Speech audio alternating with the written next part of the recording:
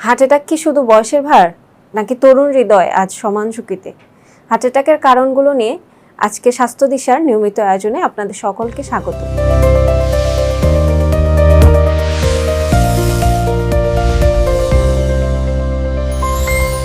আমাদের আজকের বিষয় হার্ট অ্যাটাক ও করণীয়।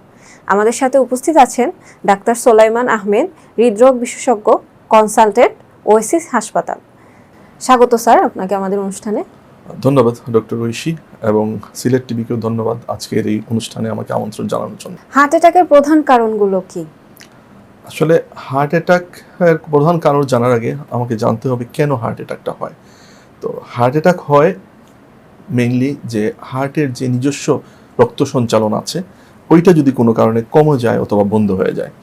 তো কমে যাওয়া বা বন্ধ হয়ে যাওয়ার কারণগুলো কি, ওইটাই আসলে হার্ট অ্যাটাকের কারণ।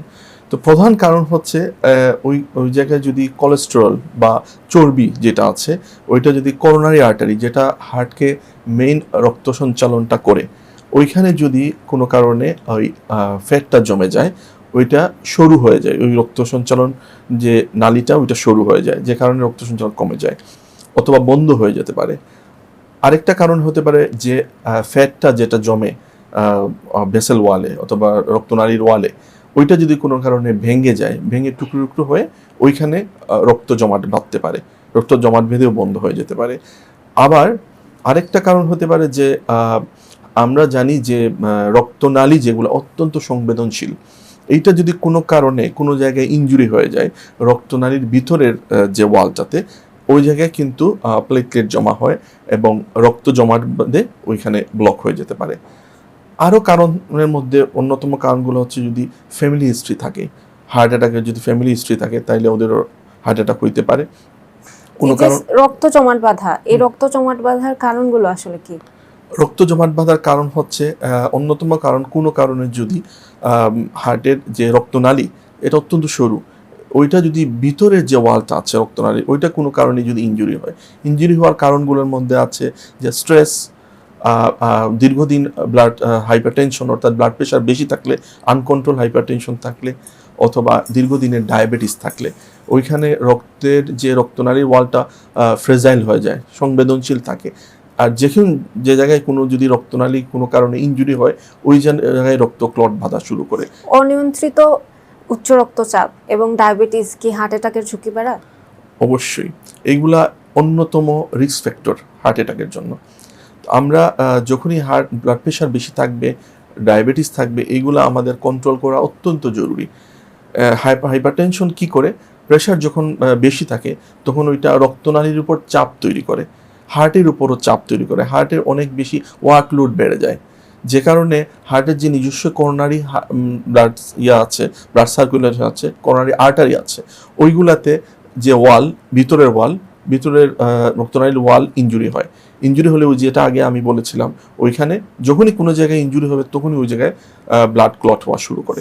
পারিবারিক বা জেনেটিক যে কারণগুলো, সেগুলো কি হার্ট অ্যাটাকের ঝুঁকি বাড়ায়? অবশ্যই, এটা অন্যতম। পারিবারিক যদি ফ্যামিলি হিস্ট্রি থাকে, দেখা যায় যে একটা স্টাডিতে দেখা গেছে যে যাদের ইয়াং এজে যাদের হার্ট অ্যাটাক হয়, তাদের 30 to 36% থাকে যে এরকম তার ফার্স্ট ব্লাড রিলেটিভ যারা আছে তাদের একটা হার্ট অ্যাটাকের হিস্ট্রি থাকে। সো এখানেও আমাদের কেয়ারফুল হতে হবে, যদি ফ্যামিলিতে কারো হার্ট অ্যাটাক হয়ে থাকে তাইলে আমাদের আসলে নিজেদেরও একটা চেক আপের ভিতর দিয়ে যাওয়া উচিত।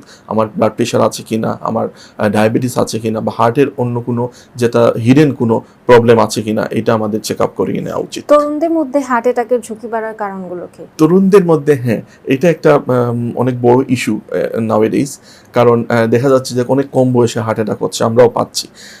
এইটার আমি বলবো যে লাইফস্টাইলটা খুব ইম্পর্টেন্ট।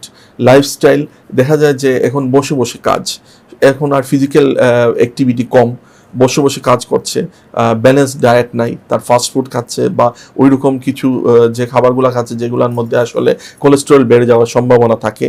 এমনকি দেখা যায় যে অনেকে দীর্ঘদিন ধরে হয়তো তার হিডেন কোনো ডিজিজ আছে যেটা সে জানেই না, কারণ সে প্রপার চেক আপে যায় নাই, তার ফ্যামিলি হিস্ট্রি আছে, সে ওইটা গুরুত্ব দেয় নাই, সে প্রেশারটা চেক করায় না কখনো। দেখা যায় তার হাইপার টেনশন অনেক আগে থেকেই 5-6 বছর ধরে হাইপার টেনশন আছে, অথবা তার দেখা যায় আর্লি এই যে ডায়াবেটিস যেটা আছে অনেক সময় হয়ে গেছে, কিন্তু সে ওইটা পাত্তা দেয় নাই। অনেক সময় বুকের ব্যথাকে আমরা গ্যাসের ব্যথা মনে করে গুরুত্ব দিই না, কিন্তু দেখা যায় পরবর্তীতে ডাক্তারের কাছে গেলে ওনারা বলেন যে রোগীর হার্ট অ্যাটাক হয়ে গেছে। এটা আসলে কেন এরকম? এটা একটা কমন মিস্টেক আসলে আমাদের পেশেন্টদের হয়। অনেকে হার্ট অ্যাটাক হয়ে গেছে বলার পরেও বিশ্বাস করতে চায় না যে না, আমার হার্ট অ্যাটাক, ওইটা আমাকে গ্যাস্ট্রিকের সমস্যা, আমি ওষুধ খেয়ে ফেলছি, আমি ভালো হয়ে যাব। এমনকি ডাক্তারের কাছে আসার পরেও সেটা বিশ্বাস করতে চায় না। এটা একটা কমন মিস্টেক হয় আমাদের দেশে।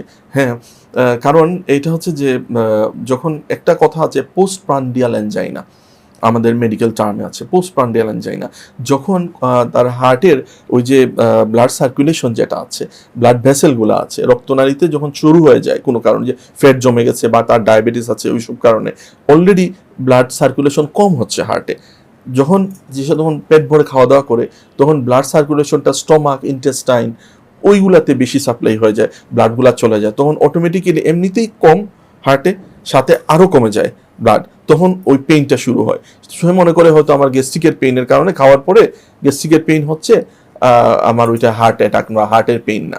মাত্রাতিরিক্ত স্ট্রেস এবং কাজের চাপ কি হার্টের উপর ঝুঁকি বাড়ায়? অবশ্যই এখনকার দিনে তো এইটাই অন্যতম কারণ হয়ে গেছে আমাদের দেশে হার্ট অ্যাটাকের, যে মানুষ ঘুমের সময় নাই, দেখা যায় যে 6 ঘন্টার কম ঘুমাচ্ছে, কাজের স্ট্রেস নিচ্ছে অনেক বেশি, দেখা যায় তার এই কারণে হাইপার টেনশন হচ্ছে। আর যখন স্ট্রেস বেশি হয় তখন কর্টিসল নামক একটা হরমোন রিলিজ হয় আমাদের শরীরে, যেটা ইনসুলিনের কাজ কমায় দেয়, যে কারণে ডায়াবেটিস হওয়ার চান্স থাকে। তখন আমি তো আগেই বলেছি যে হাইপার টেনশন আর ডায়াবেটিস একটা বড় রিস্ক ফ্যাক্টর হার্ট অ্যাটাকের জন্য, এটা ব্লক হওয়ার জন্য, যে কারণে এইগুলা অবশ্যই হার্ট অ্যাটাকের ঝুঁকি বাড়ায়। আরেকটা ব্যাপার হচ্ছে স্ট্রেসের কারণে অনেক সময় স্পাজম হয়, এটাকে মেডিকেল টার্মে আমরা বলি, কারণ ও যে অনেক সময় খুব কম সময়ের জন্য করোনারি আর্টারি যেগুলো সংকুচিত হয়ে যায়, আবার ছেড়ে দেয়, ওই সংকুচিত হওয়ার সময় হার্ট অ্যাটাকের একটা সিমটম আসে। হ্যাঁ, এইরকমও হইতে পারে যে স্ট্রেসের কারণে। সো আমাদের স্ট্রেসফুল লাইফটা অ্যাভয়েড করতে হবে। কারো যদি ঘরে হার্ট অ্যাটাক হয়, তার পরিবারে আত্মীয় স্বজন ওনারা কিভাবে আসলে বুঝবেন যে রোগীর হার্ট অ্যাটাক হয়েছে? আসলে ওনাদের তো ডায়াগনোসিস করা সম্ভব না বাসায়, কিন্তু একটা সিমটমগুলো দেখে ওনারা হয়তো ধারণা করতে পারে এবং সাথে সাথে হসপিটাল নিয়ে যেতে পারে। যেমন চেস্ট পেইন, বুকে ব্যথা, প্রচণ্ড রকম বুকে ব্যথা হবে, পুরো বুক জুড়ে ব্যথাটা হবে, চাপ অনুভব করবো বুকে, আবার হয়তো বুকের অনেক শ্বাসকষ্ট হবে, শ্বাসকষ্ট হইতে পারে, ব্যথাটা বাম হাত দিয়ে নেমে যেতে পারে, হাত ঝিনঝিন করবে, বাম হাতে ব্যথা করবে, অনেক সময় দেখা যায় যে অনেক বেশি সোয়েটিং, ঘাম হবে অনেক বেশি। তো এইগুলা হইলে আমার মনে হয় দেরি করা উচিত না, যত তাড়াতাড়ি সম্ভব হাসপাতালে যাওয়া উচিত। ঘরে কি প্রাথমিক কোনো ব্যবস্থা ওনারা নিতে পারেন কিনা? ঘরে নেওয়া যেতে পারে, যদি কোন যে নাইট্রোগ্লিসারিন স্প্রে বলে আমরা, এটাও সবার ঘরে থাকে না, যারা সাধারণত হার্টের সমস্যা আছে তাদের থাকে। এটা এমন না যে রাখতে হবে, কারণ সে তো জানতে পারবে না তার হার্ট অ্যাটাক হয়েছে কিনা।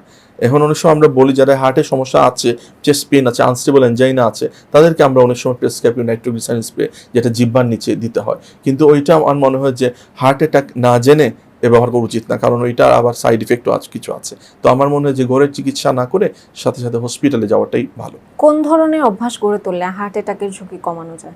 হার্ট অ্যাটাকের ঝুঁকি কমাতে হলে আসলে ওই যে আমি প্রথমেই বলছি যে রিস্ক ফ্যাক্টর যেগুলো আছে ওইগুলা আমাকে সরায় নিতে হবে। একটা আছে স্মোকিংয়ের কথা আমি বলি নাই, স্মোকিংটা বন্ধ করতে হবে, যারা স্মোকার আছে তাদের স্মোকিং টোটালি বন্ধ করতে হবে। আরেকটা ব্যাপার হচ্ছে যে স্ট্রেসফুল লাইফ অ্যাভয়েড করতে হবে। ব্যথাবিহীন হার্ট অ্যাটাকের ক্ষেত্রে রোগী বা ওনার আশেপাশের আত্মীয় স্বজন কিভাবে আসলে বুঝতে পারবে? আচ্ছা, আমি বলি ব্যথাবিহীন হার্ট অ্যাটাক কাদের হয়। প্রথমে এটা নাম্বার 1 হচ্ছে ডায়াবেটিক পেশেন্টদের, কারণ ডায়াবেটিক দীর্ঘদিন ধরে ডায়াবেটিস, তাদের হচ্ছে নার্ভের সেন্সিটিভিটি অনেকটা কমে যায়, যে কারণে তারা অনেক সময় বুঝতেই পারেন না তাদের হার্ট অ্যাটাক হয়েছে। এটা অনেক সময় দেখা যায় যে হয়তো ডায়াবেটিক চেক আপে গেছেন, ইয়ারলি একটা হোল চেক আপে গিয়ে এটা ইকো করা গেল, তখন দেখা গেল যে ইকোতে তার হার্টের সমস্যাটা ধরা পড়ছে, তার হার্টের অ্যাবনর্মাল মুভমেন্ট, অলরেডি তার হার্ট অ্যাটাক হয়ে গেছে। অনেকের আছে ইসিজি নর্মাল, কিন্তু তার হার্ট অ্যাটাক হয়ে তখন আমরা টপোনিন আই একটা টেস্ট আছে, ওইটা দিয়ে আমরা ডায়াগনোসিস করতে পারি যে ওইটা তার এমআই হয়েছে কিনা। তো এই বিষয়গুলা যে চেস্ট পেইন হইলেই যে হার্ট অ্যাটাক হবে তা না, চেস্ট পেইন ছাড়াও হার্ট অ্যাটাক হইতে পারে।